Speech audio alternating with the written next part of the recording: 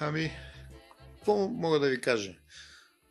Клуба съществува от 50 години.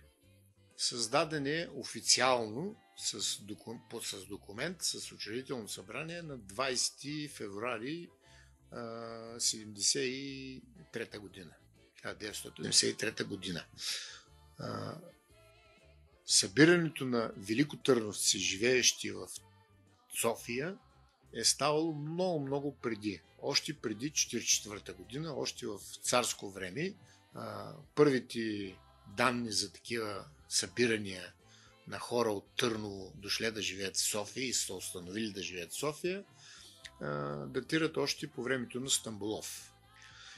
И от 1973 година вече официално клуба получава възможност, закупва това помещение. Те са били офиси на адвокати и ги продават, закупват това помещение заедно с долу тия пространствата, в които е заведението, и започва да върши някаква културно-масова дейност. Затова и той не е пенсионерски клуб, въпреки че в него и в момента повече от 90% от хората са на пенсионна възраст, и то сериозна пенсионна възраст. Имаме хора над 95 години, които все още са живи, в движение са и още говорят за Търново, тъй като са търновци. Основната идея на този клуб е да пазим спомените за град Велико Търново. И обикновено дейността на клуба до годините, началото на пандемията, дейността на клуба беше в общи линии доста активна, доколкото тук винаги имаше сбирки вечерно време, след работно време, след 5:30 се правиха сбирки, среща с общественици, с ръководството на Велико Търново, от кметството, от общината, от областния управител, професори от университета, от Търновския университет, са идвали да изнасят беседи или говорят за исторически събития, за перспективите за развитието на града. Просто тая информация непрекъснато не е била интересна и винаги е събуждала интерес при нас, и затова сме се събирали много често.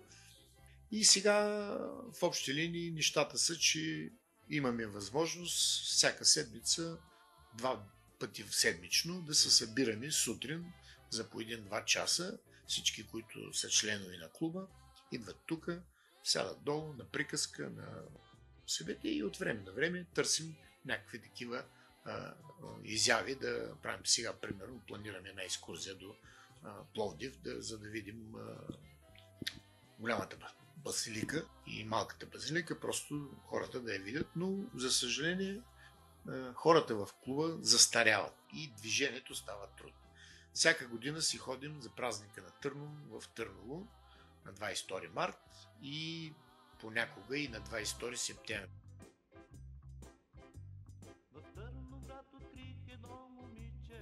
Все още успяваме да задържим нещата, но вероятността за съществуването на клуба е под въпрос, защото младите хора нямат време за такава дейност. Тая дейност отдавна така малко отмира тая дейност, но все още поддържаме така нивото долу-горе.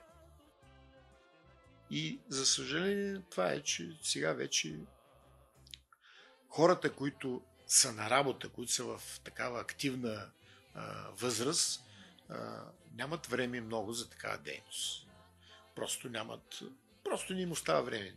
Времето стана много динамично, хората навсякъде се разпиляват, нямат време за такива неща.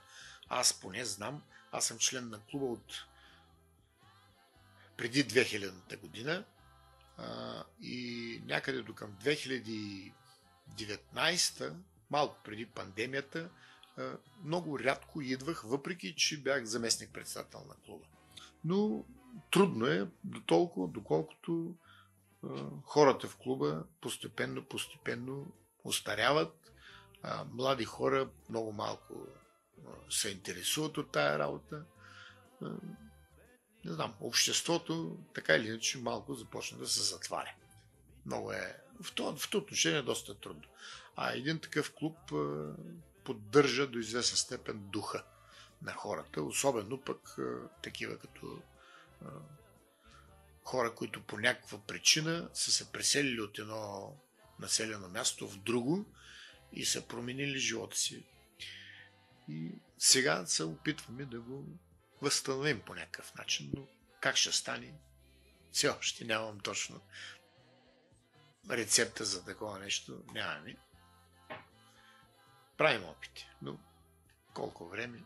Нямам идея.